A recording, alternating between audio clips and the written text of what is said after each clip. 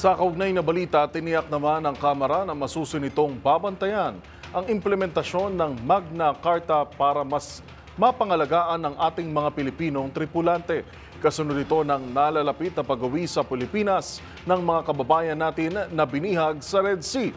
Ang mga detalye sa report ni Milky Regunan.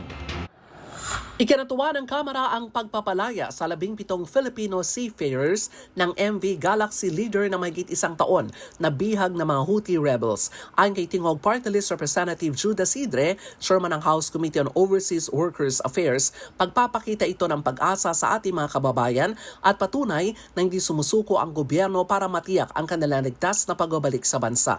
Pinasalamatan ni Isidre si Pangulong Bongbong Marcos at mga kaukulang ahensya ng gobyerno sa panguna ng Department of Migrant Workers sa kanilang dedikasyon at tiyakin na ligtas na makababalik sa kanilang pamilya ang 17 tripulante. Sabi ni Isidre, titiyakin din ng Kamara na maipatutupad ang mga probisyon ng Magna Carta for Filipino Seafarers para matiyak ang proteksyon at mabigyan ng pagkakataon ng ating Filipino seafarers. Sa Republic Act 12021, titiyakin ang proteksyon at karapatan ng mga Filipino seafarers, tamang sweldo, ligtas na working conditions at skills development.